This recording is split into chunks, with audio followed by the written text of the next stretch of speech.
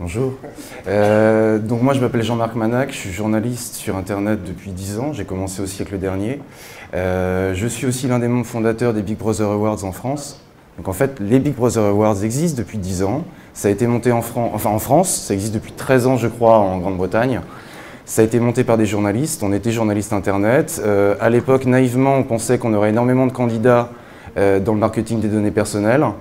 À part Google qui effectivement a eu un prix, alors c'est pas nous, on monte les dossiers et on a un jury souverain d'universitaires, de magistrats, d'avocats, d'artistes qui décident quelles seront les personnes primées ou les institutions primées. Donc en l'an 2000, on pensait qu'il y aurait beaucoup d'internet.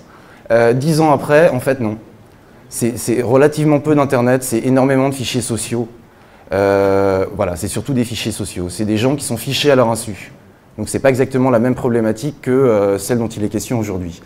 Et moi j'ai fait un article il y a un an qui s'appelait « La vie privée, un problème de vieux con » parce que j'avais été confronté à des étudiants à qui on parlait de biométrie, de RFID, de vidéosurveillance.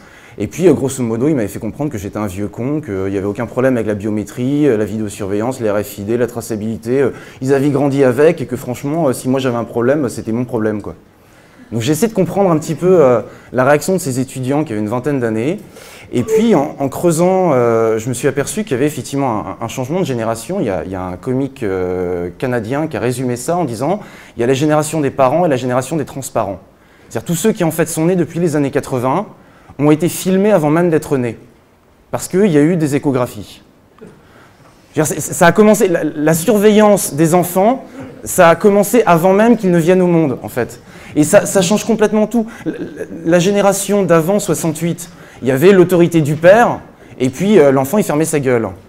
Avec les années 70, la révolution sexuelle, ça a un petit peu changé. Les enfants ont commencé à s'intéresser à eux. Et comment s'intéresser à eux? Eh ben, on a commencé à la fois à leur donner la parole, mais à leur surveiller. Il y a une sociologue qui s'appelle Dana Boyd, qui est passionnante, une ethnographe numérique, qui explique que paradoxalement, un enfant, quand il est dans sa chambre, il n'a pas de vie privée. Même quand il s'enferme à clé, ce n'est pas de la vie privée, parce qu'il est sous la surveillance constante de ses parents. Quand il est à l'école, il est en surveillance constante des enseignants. Donc il n'a pas vraiment de vie privée. Donc qu'est-ce qu'il fait pour avoir une vie privée? Il va sur Facebook. Parce que là, il retrouve ses potes. Ou sur MSN. Il y a une anecdote comme ça, c'était je crois que c'est un journaliste américain. Bref, c'est un Américain qui amène sa fille adolescente avec ses copines voir un concert. Et puis il voit que sa fille est en train de taper sur son téléphone portable. Il dit « Mais attends, ça se fait pas d'envoyer des SMS, tu pourrais parler à tes copines. »« Excuse-moi papa, je suis en train de parler avec mes copines justement, j'ai pas envie de ce que je dise. » Le problème il est là, c'est que aujourd'hui, la génération, enfin tous ceux qui sont nés dans les années 80 et qui aujourd'hui ont un accès au téléphone portable, un accès à Internet, ils se servent des réseaux sociaux pour avoir de la liberté, pour avoir de la vie privée, parce que dans l'espace physique, ils n'en ont pas de vie privée. Donc c'est ce que j'essaie de comprendre avec cette histoire de vie privée, un problème de vieux con, c'est que la notion de vie privée change complètement. Et souvent, on pose mal le débat, on pose mal les termes du débat. J'ai été invité à intervenir au colloque organisé Nathalie Kosciusko-Morizet l'année dernière sur le droit à l'oubli. Et c'était assez fascinant parce que j'avais à côté de moi plein de gens qui font du marketing de données personnelles. Et moi, j'étais le journaliste membre des Big Brother Awards qui, justement, depuis 10 ans, je milite pour la vie privée, pour le droit à la vie privée et contre les méchants surveillants. Et j'avais tous Google, Facebook, oui, mais on respecte nos utilisateurs. Et bien évidemment qu'ils respectent leurs utilisateurs, c'est leurs clients. Il ne manquerait plus qu'ils ne les respectent pas. Moi, à contrario, ce que j'ai essayé d'expliquer, c'est que le droit à l'oubli tel que je l'entendais et tel que les politiques en parlent, c'est surtout un droit de censure en fait. Et ça a été très clairement exprimé dans le débat parce qu'à la fin, il y a quelqu'un qui a pris la parole dans la salle et qui a interpellé la ministre en disant « Madame la ministre, c'est scandaleux. Il y a des gens, ils ont créé un groupe Facebook, il y a près d'1 million de personnes qui réclament la destitution de Nicolas Sarkozy. Est-ce que au nom du droit à l'oubli, vous pourriez le censurer s'il vous plaît, Madame la ministre ?» Le problème, c'est que quand on s'exprime sur Internet, Internet c'est un espace public. À partir du moment où on s'exprime sur Internet, c'est une agora, c'est une rue. Donc ça ne s'adresse pas forcément à tout le monde. Là, je m'exprime en public, je suis filmé, c'est le micro. C'est pas tout à fait la même chose que les conversations que je peux en avoir en aparté dans un espace public. On peut avoir de la vie privée dans un espace public. Pour faire le parallèle avec la révolution sexuelle, et pourquoi est-ce qu'effectivement je pense que ce qui est en train de se passer avec Internet, c'est quelque chose qui potentiellement peut avoir autant d'impact que la révolution sexuelle. Jusqu'à la révolution sexuelle, la libération des femmes, le simple fait d'avoir un décolleté ou de porter une mini-jupe pouvait être une circonstance atténuante en cas de viol.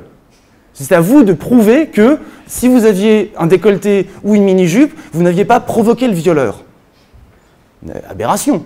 Aujourd'hui, ça ne tiendrait pas. Bon, et bien ce qui est en train de se passer sur le net, c'est un petit peu ça. C'est pas parce que je décide de montrer mes seins sur Internet, si j'étais une femme, que ça autorise n'importe qui à prendre en photo, à l'exploiter de façon commerciale ou à l'espionner. C'est pas parce qu'une femme bronze les seins nus sur la plage ou a un décolleté pigeonnant ou un pantalon où on voit un petit peu son string que ça autorise les gens à mettre la main au panier ou à prendre une photo en gros plan. On peut avoir une vie privée dans un espace public. Et c'est ça la différence. Et c'est ça qu'il faut comprendre. Et c'est là où effectivement toutes les problématiques, c'est en quelle mesure l'internaute garde le contrôle, décide ou pas de porter une mini-jupe, décide ou pas d'être en décolleté, ou est-ce que, à force de diaboliser Internet, à force de faire des bêtises avec les internautes, comme on l'a vu avec Google Buzz, où ils ont publié directement la liste de carnet d'adresses, à force de faire des bêtises, on va en arriver à un stade où la seule solution, ce sera le port de la burqa sur le net. Et moi, c'était quand j'ai fait cet article, La vie privée, un problème de vieux cons, et après j'ai fait un deuxième papier qui s'appelle La vie privée, le point de vue des petits cons, pour expliquer ce que je suis en train de vous raconter, c'est là où il y a eu un basculement dans ma façon de percevoir la notion de surveillance et de vie privée, c'est que depuis 10 ans, avec les Big Brother Awards, tout ce que je vois sur les fichiers sociaux, les fichiers policiers, l'extension de la vidéosurveillance, c'est-à-dire tous ces gens qui nous surveillent sans qu'on ait le contrôle de ça, à notre insu, sans qu'on puisse rien faire, et puis après ça devient kafkaïen. Il suffit de regarder ce qui se passe avec les renouvellements de papier d'identité aujourd'hui pour ceux qui ne sont pas nés en France. Où en fait, c'est pas Big Brother, c'est Kafka. Plus il y a de technologies de surveillance, plus ça devient compliqué de s'en sortir. Sauf si on a le contrôle des données. Parce que si effectivement on contrôle qui peut accéder à quoi et qu'est-ce qui va être fait de nos données, là effectivement on crée un espace de sociabilité, on reste de l'ordre de la démocratie. Je suis arrivé aux 10 minutes. Et dernier point, moi je sais que le truc c'est, et là j'ai pas encore réussi à trouver comment ça peut s'appliquer, c'est grosso modo ce que j'aimerais arriver à mettre en place, une sorte de féminisme technologique. C'est justement tous ces gens qui se sont battus dans les années 60-70 pour la libération sexuelle, pour la libération des femmes, qu'est-ce qu'on peut faire aujourd'hui pour faire de telle sorte que nous, les internautes, on ne soit pas diabolisés comme c'est souvent présenté, je ne sais pas si vous avez remarqué, mais généralement dès qu'on parle Internet à des gens qui ont plus de 40 ans, tout de suite ils parlent de pédophiles. Bon. Ou de pervers. Il y a des pervers sur Internet, il faut contrôler l'Internet. Aujourd'hui, ce qui se passe, c'est que ce sont souvent les enfants qui réparent les ordinateurs à la maison, qui savent comment s'en servir. On a énormément à apprendre des enfants et des adolescents de ce qu'ils font sur le net. Voilà, je vous remercie.